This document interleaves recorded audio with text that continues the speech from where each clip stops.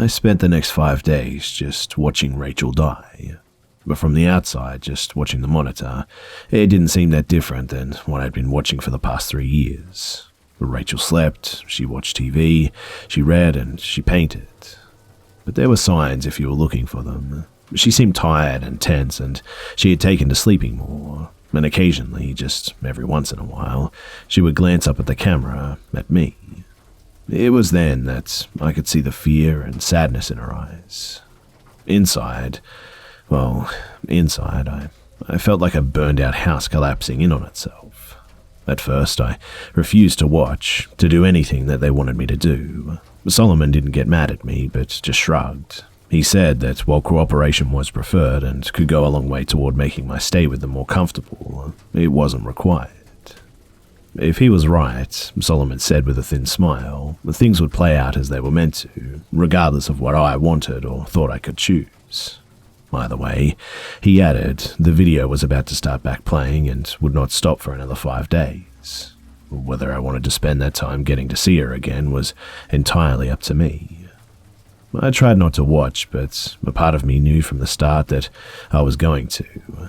Maybe I would find some clue that they were lying about her being dead, or Rachel could give me some advice or warning about what I needed to do next.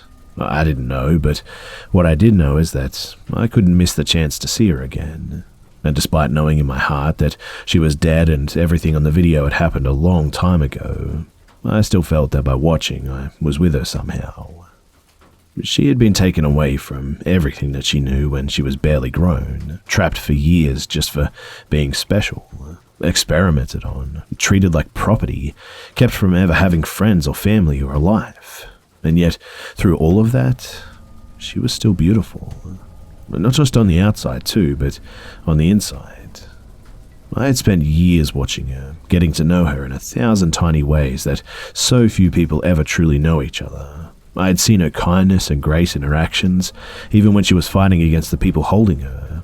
I had watched her strength when she woke up day after day in her prison and just never gave up. And I saw the beauty of her soul in her paintings, full of swirling colors and, what was the word? Wonder. She was able to paint these things that she saw with just such care and love, despite living in a world that had abandoned her so completely. Well, I wasn't about to abandon her. I would watch every bit of the video that I could manage, try to burn it into my memory, every frame of her that I saw, and not for them and their stupid project, but for me and for her. I may not have much left to do in my life before they lock me away somewhere or kill me even, but I could do this one last thing. Rachel, she wouldn't die alone. I watched nearly all of it, stopping only to eat quickly and use the bathroom until the last 2 days. I would ask the guards to pause it, but they would only shake their heads and say Solomon said that it had to play normally until it was finished. By the 4th day, I was pretty much in a stupor. I had already dozed some of the first few days, but when I woke up on the 4th day, I could tell that a few hours had passed. There were 2 trays of food on the bed, one breakfast and another lunch. I looked back at the screen in a panic, worrying that I'd missed something. But Rachel seemed to be just waking up too. I noticed her putting her hand to her stomach as she got out of bed and felt my stomach twist. She was already hurting. Rachel glanced at the camera and tried to smile before moving to set up a new canvas for painting. This was the second of 3 paintings that she did in those last days. The first had been the inside of an old-fashioned movie theater from the viewpoint of someone sitting in a back row. On the movie screen was just the image of a sledgehammer propped against a brick wall. I didn't understand what it meant, and I found myself scanning the picture for some message or other clue. And eventually I found what might have been one, though I didn't understand it either. But Rachel must have come to understand that they knew what she was doing with the paintings and didn't want to stop her, because these last 3 that she had set up, they were much closer to the camera. I was still squinting and studying the painting closely when I realized the flipped-up seats in the next row up had brass number plates along the front edge of the seats. And though they were upside down from the viewpoint of the painting, the angle was just good enough that once I noticed them, I was able to read them. And they read 2, 43, 26, 89. I didn't understand any of it, but I committed it all to memory, focusing all of my attention on the painting until she finally took it away. Even that early on, I could tell that the painting was taking a lot out of her now, and like I had for so long, I found myself talking to her, telling her to go and rest before I remembered her body in the next room. I almost stopped then, but no. Maybe she couldn't tell that I was talking to her, or maybe she could. Either way, me talking to her couldn't hurt, and it made me feel a little less lonely and sad as I watched her. The second painting, the one she started after I woke up from falling asleep after a few hours, was stranger than the rest. It looked like it was in a room with curved walls made out of tree roots, and in the center of the room was a little table made out of the same stuff. Some of the roots around the room were a deep red, but other parts, including the table thing, looked burned and black. I looked closer and saw that I could see a person's shadow over the table, hands holding some sort of long oval-shaped bundle. I studied it for a long time, going over it again and again in my mind after she took it away. I couldn't make sense of it, though, any of it. I just wasn't smart enough, and I was failing her. Rachel slept for a long time after that painting. Then she got up on the 5th day, her last day, and immediately started working again. This time she was painting faster, and while I saw her wince occasionally, she never lost her look of determination as she slashed lines and colours across the canvas. When she was done, Rachel picked up the painting and turned it toward the camera, giving me a small tired smile as she was blocked from view. It was looking out from the front porch of a house somewhere. It was out in the country, and the morning view of the yard and the land beyond her was just wonderful. But closer up, the painting was of two hands, holding onto each other tightly. Their interlocked fingers seemed to glow red and orange in the light of the rising sun. And at this, I found myself crying as I looked at it. Part of it was because I didn't know what it meant, and I felt a growing sense of desperation at the thought that Rachel's last work might be wasted on me. Part was because I knew it had been 5 days, and I could sense that I was close to the end, to her end. But there was something more to it than all of that, too. The last painting, even with everything else in my head and my heart pulling me down, it just gave me hope. Hope of what? I didn't know. But I started to think that maybe the only message Rachel had for me in that last painting was that somehow, somewhere, everything would be okay. Outside the edge of the painting, I could see motion in the room, though. People hurriedly coming in with some kind of medical equipment, and then the monitor just went black. "You've done well, Thomas. Very, very well. For the last 5 days of the video, we had charted 1,047 micro-variations in Rachel's behavior that we believed might correspond to your behavior, your reactions, and your emotional states while watching the video. Unlike before, the two of you remained in sync as though you were in the same room. It really is remarkable, you know." I sat there, staring at Solomon. I listened to what he said, but I didn't care. I just wanted it over. Whatever this was, I just wanted it to end. But clearing his throat, he went on. "And that's why we've decided to move the implant from Rachel's body to your own. That's one of the many reasons we've preserved her so. The foreign body was still showing signs of life all this time, but just barely, and we were afraid to attempt removal. Our hope is that, given your connection to Rachel, it will accept you, and perhaps even thrive in you, more than it ever did in our girl." I was suddenly on my feet, and it was only the raising of Solomon's gun that stopped me from attacking him. "Don't you fucking talk about her like that. Like any of you give a shit about her. I'll fucking kill you." Solomon's face darkened slightly as his lips thinned. "No, you won't. But if idle threats make you feel better, go ahead. It will only make things harder for you, not easier." Feeling a stab of panicked fear, I sat back down. "What is this thing you're going to put into me?" The man looked at me for several seconds before responding. "I'm tempted not to tell you after your stupid and, frankly, hurtful outburst. But I'll be the bigger person." Letting out a small sigh, he went on. "Thomas, Somewhere there's a tree, a very special tree. We suspect that it's the same tree that Rachel painted for you that time, though we can't say for sure, as we've never been able to find it. It's either hidden away very well, or it's able to hide itself from those it wishes. I just looked at him, trying to kill him by just wanting it to be so.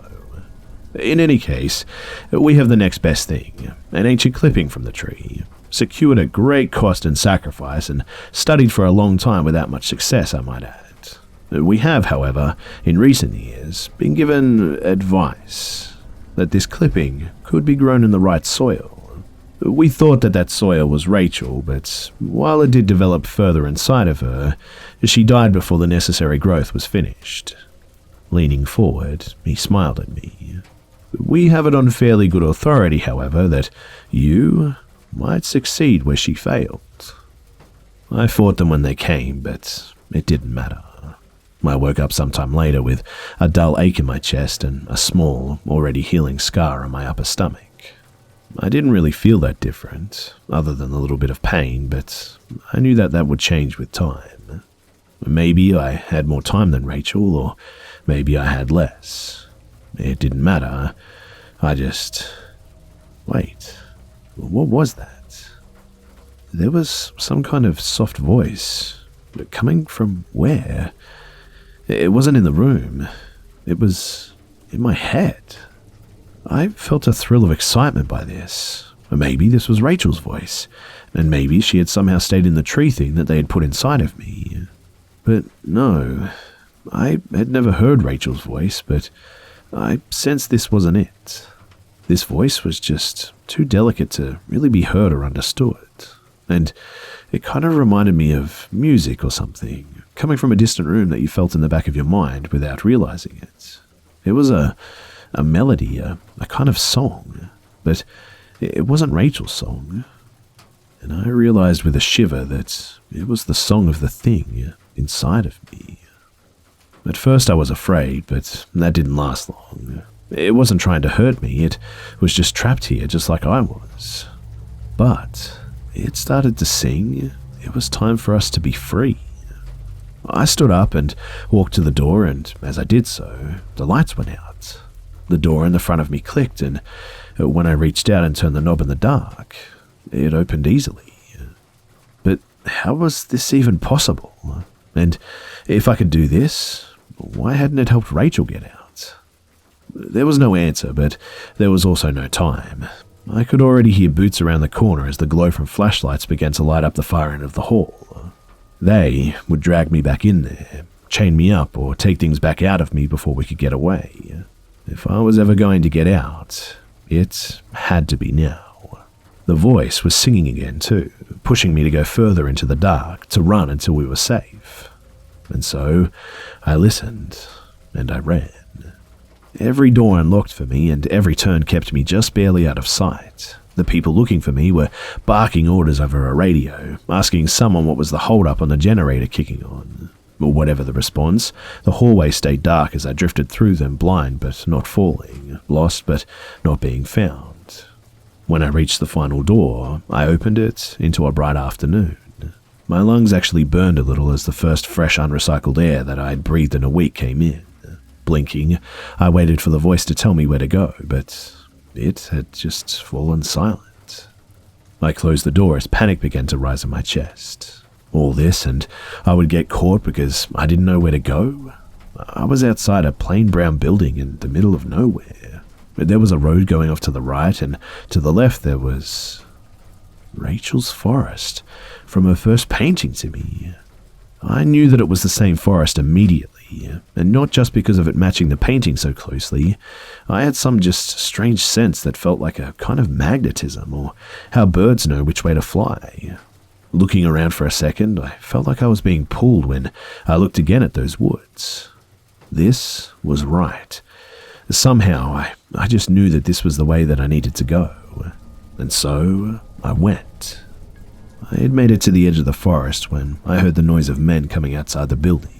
I thought about hiding, but I knew that was a bad idea. They would just catch me, and I felt a drive to go deeper into the woods anyway. So I plunged ahead, running at close to a reckless speed but never tripping or stumbling as I went. I would occasionally hear a noise behind me as they spread out to search, but the sounds grew fainter as I ran. I almost thought that I had lost them for good when I heard a short cough that was quickly muffled off to my left. Someone had gotten close without me knowing it. Panicking, I looked for any places that I could to hide, but there were only bushes and trees, and over there, a well. But not just a well, Rachel's well, with the same worn grey stone walls capped with a weatherwood wooden lid.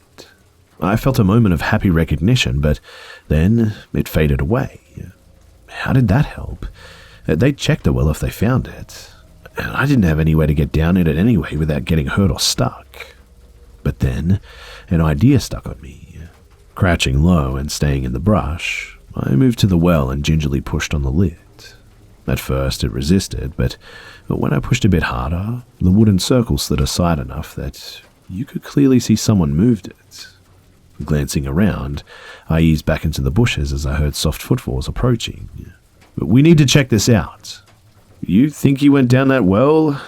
"You better hope not. He probably broke his neck if he did. And then it's our asses." I could see the two men approaching, both of them wearing dark body armor and carried assault rifles. The older of the two shrugged back at the other one. "Better that than he was hiding in there and we didn't check it, right?" Looking irritated, the younger man nodded. "Oh, look." He went over to the wall and shoved the wooden lid aside, causing it to clatter to the ground. Hitting a button on his rifle, a flashlight sprang to life on the barrel. He started to shine it down into the well as the other continued to look in every direction.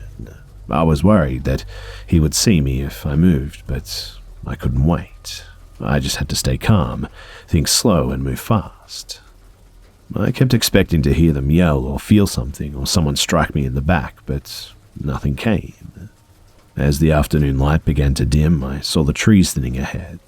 I was approaching a road, and it looked like a normal public road too, with several cars passing one way or the other as I walked out of the forest and up the hill to the asphalt. The idea of hitchhiking, especially this close to where they held me, was frightening, but I saw little choice. I was wearing sweatpants and a t-shirt that they had given me and my own shoes, but I had no money or ID or phone or anything. My only chance was to get far enough away that I could try to get some help.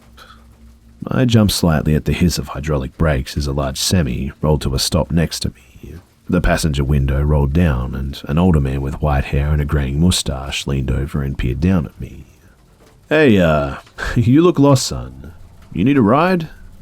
I looked down at the door of the truck, and it had a logo that said Martinez & Sons Construction and Hauling. And below it was a cartoon man hitting a wall with a sledgehammer. Looking back up, I smiled at him. Yes, sir, I do." I woke up 5 hours later as we pulled into a truck stop somewhere in Nevada. I had planned on staying awake the entire trip, but that only lasted a few minutes before exhaustion overtook me. I glanced over at Oliver Martinez, and he gave me a toothy grin. "Hey, man, I'm tired, but you were plumb tuckered out, hey? Listen, I gotta fuel up and shower and get some grub. I'm gonna go on to California after that. If you want to ride further, just be back here in an hour, okay? Sound good?" I nodded and thanked him again for the ride as I got out. I felt groggy from sleeping, but otherwise okay, really.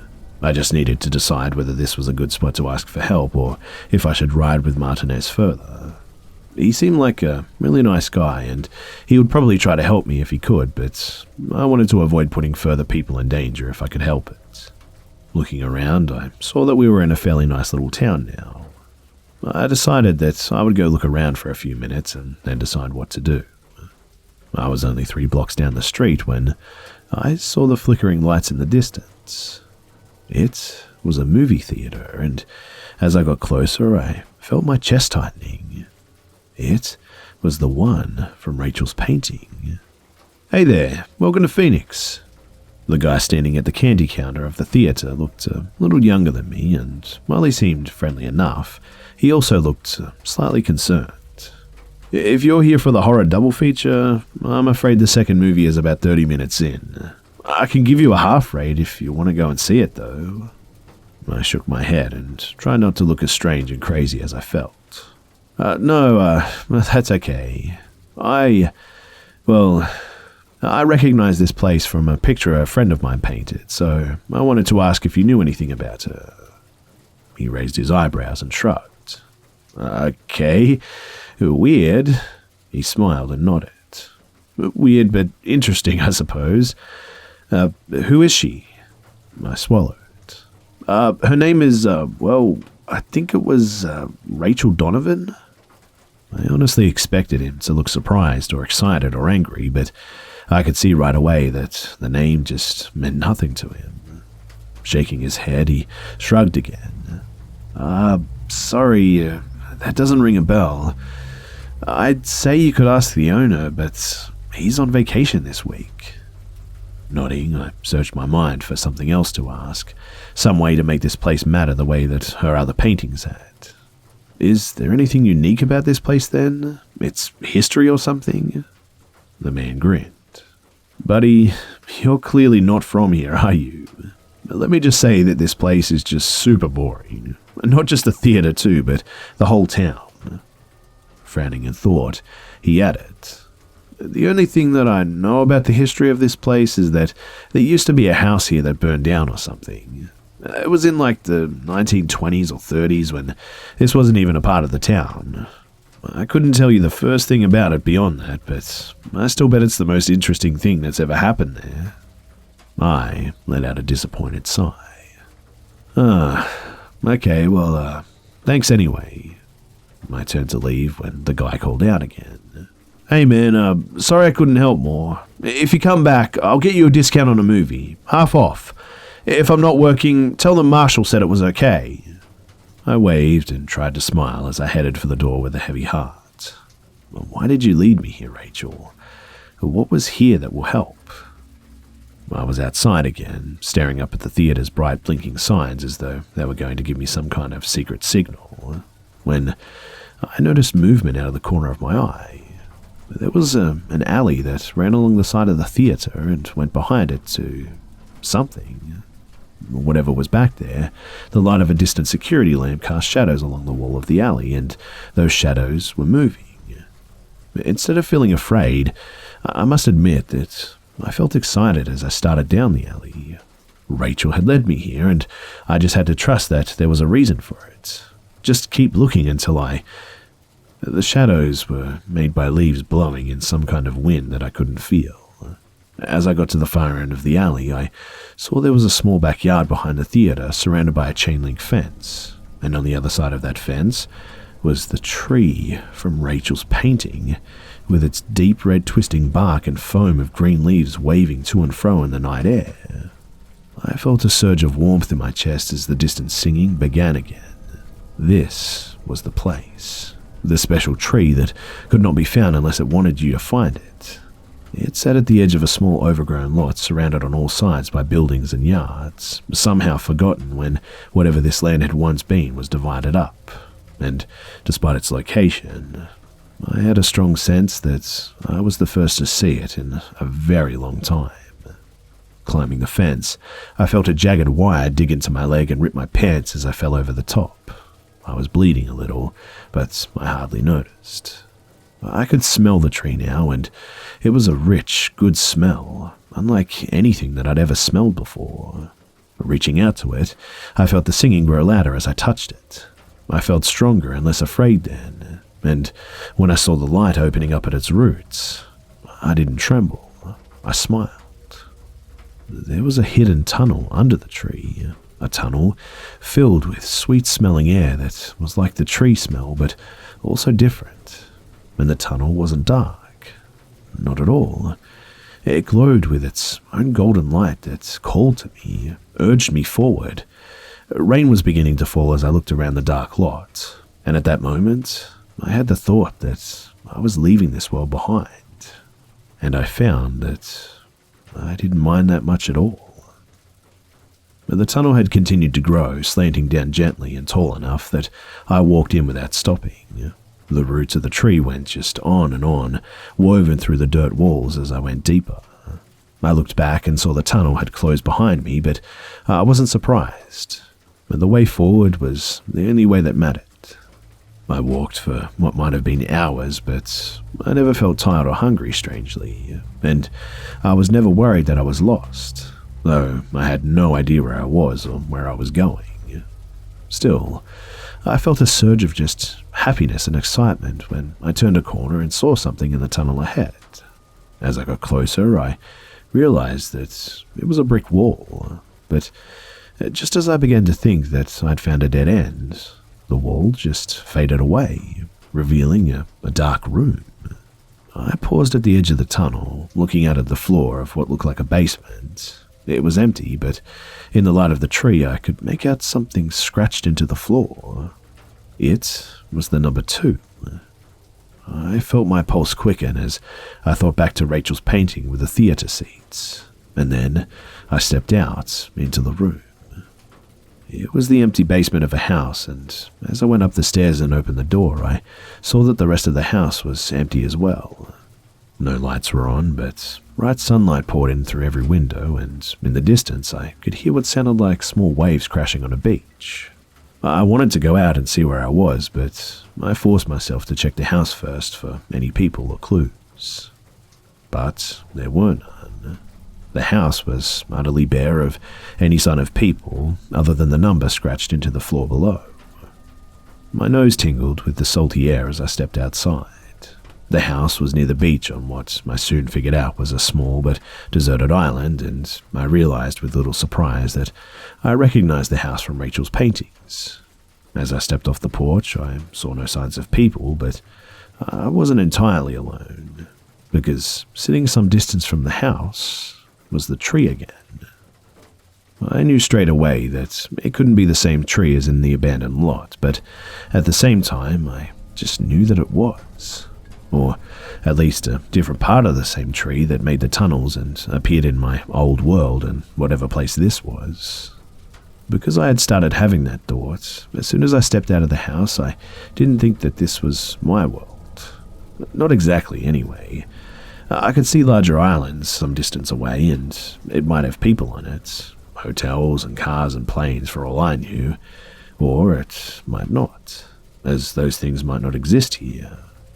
Either way, my newfound intuition was growing stronger, and I could tell that what was it called? The texture things, they were different somehow, if only a little. Not bad or scary, but just different. Still, after a couple of hours of exploring the island and checking the house, I began to feel just terribly alone, even with the tree nearby. I decided to go back into the tunnel and keep going, and the basement, faded away as I walked up to it, and I entered the tunnels again. It was only a short time later that I found my second version of the house. Much like the first, the wall faded away into a basement, but this one was far from empty. It was a workshop of some kind, full of tools that I wasn't familiar with. I glanced down and saw the number 43 was scratched onto the floor, which made me wonder who was doing that and why. I was going to explore the house more carefully this time, as it looked like there were people here, but then I froze. Propped up against the brick wall, next to a small stack of boards, was a sledgehammer. Trying to be quiet, I crept over and picked it up before heading back into the tunnel. When I was little, before my dad died, he had loved to hunt. I never went with him and didn't remember much of what he hunted, but I do know that he had an old hound that he had since before I was born. The dog had only loved him, him and being on the trail of something. When Rocker, his name was Rockefeller, got a scent, it was like he was just in a trance. He would go and go, this way and that, and to look at him, it looked like he was having a fit, both lost and certain at the same time. But whatever Rocker knew or didn't know, he always found what he was looking for somehow. And I felt like Rocker now. I was moving faster and faster as I went down this turn and that, and I felt like I was on the trail of something or traveling on memories that I didn't have. Gripping the sledgehammer tightly, I could hear the rising hum of the distant music in my head as I turned the last corner, and then it fell silent. There was another brick wall, and as I approached it, it fell away. It was another basement room, but this one was much smaller. It contained a table, a clothes chest, and an old metal bed that had been broken apart or something. And at the far brick wall, a woman was using one of the metal legs from the bed to attack the wall and whatever lay behind it. And I felt my head begin to swim as I looked at her from behind. And as she turned and looked at me, eyes wide with surprise and fear, I felt the sledgehammer slip from my grip as I stumbled back against the now solid wall. I could barely breathe at all, but I managed to get out a single word. "Rachel?" The woman looked at me, her expression less fearful but still guarded. She had the bed leg partially raised in warning. Yes? Do I know you?" It was her, but it wasn't. Much like the tree on the island, in fact. This Rachel looked a few years older, and while she looked stressed and confused at that moment, her eyes didn't seem weighted down by the same quiet sadness that I'd come to recognize watching the other Rachel for all that time. Still, I didn't know how to answer her question and not sound crazy or creepy. I stared at her for a second, floundering when she asked another. "You came out of the tree tunnel, right?" I nodded, grateful for something that I could answer easily. Studying me, she said, "But where did you come from? Before the tunnel, I mean." I flushed as I tried to think of the right words. I came from Texas. Originally, I mean." She grinned at me for a second before catching herself and trying to look serious again. "Yeah, okay, but, do you know how the tree works? Or how did you find out about the tunnel? How did you get here?" Sighing, I rubbed my head and just started into it. "Look, I know this is all going to sound crazy, but I had a job watching a woman trapped in a room, and that woman, it was you, or another version of you. And she just asked me for help, and I couldn't help her, and then they took me, and I found out that she'd been dead for a long time, and she could see me in the future or something, and then they put something from the tree in me that had been here that killed her, and then I escaped, and then I figured out where to go and find the tree from things that she had painted, and I somehow knew how to go to the tunnels to find different spots, and I'm pretty sure the tunnels lead to different worlds, and I got this sledgehammer, and then I... Hold up, holy shit. Take a breath. You're gonna pass out, man." She was smiling again, and this time, she didn't try to hide it. She looked over what was left of the bed to where the sledgehammer was laying on the floor. "And did you say sledgehammer?" "So yeah, I believe you. I've been in those tunnels too. My ex-boyfriend tricked me into moving here so that he could tie me into the tree in this place. Well, not tie me to the tree literally. Take this place as, the tree's buddy or something? I don't really know. It's all pretty fucked up, and I don't understand all of it. But what I do understand is that the fucker walled me up in here. At first I thought I could just pry loose some bricks over time, but nope. He put a layer of concrete on the outside this time. Good old Phil, or Justin, or whatever. I mainly think of him as a fuckface now anyway. This is taking forever though." I stepped up and put my hand on the sledgehammer. "Let me do it for a bit. We can take turns." We had cleared away even more brick than she had already managed, but the concrete wall was starting to show some small cracks now.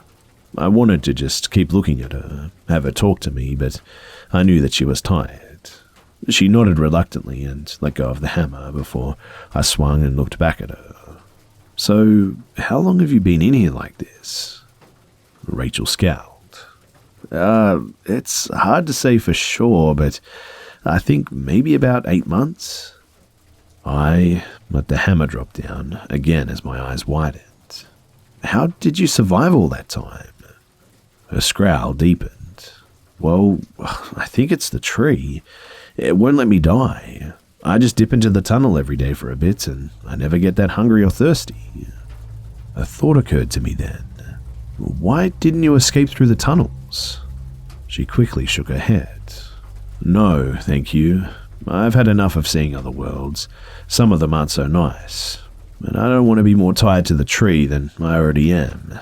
I just want it out of here, into my own world, and then I can try and figure out how to get free of my connection to the tree for good. Rachel shrugged. I would have done it eventually with the stupid bed parts, but who knows how long it would have taken. She smiled again. I'm very happy you came to help and brought a sledgehammer with you. Returning her smile, I nodded as I lifted the hammer again. Yeah, me too. We were both wringing with sweat when we finally crawled through the hole that we'd made in the outer wall. Rachel told me that she thought that her ex-boyfriend was long gone, but she couldn't be sure, so we had to be careful. Grabbing the sledgehammer from inside the room, we made our way down towards the stairs. The house was decorated but quiet, and we saw no sign of anyone as we walked to the front door and opened it. Outside, the sun was coming up on a new day, and as we walked out onto the porch, I jumped a little as Rachel took my hand and gave it a squeeze. I looked over at her. I hadn't been able to help the other Rachel, but maybe that had never been the point at all, because I thought now she had been able to see more than just other places or the future. She had been able to see into other worlds and possibilities, like this one, where another version of her was trapped and needed help. A place where I wouldn't be hunted and she could be free. In the end, even when she knew that she was dying, Rachel had been determined to help us to be together and happy. The morning sun painted beautiful colors on Rachel's face, and looking into her eyes, I saw how much she was like the woman that I had watched and cared about and tried to save. The woman who, in the end, had saved me instead.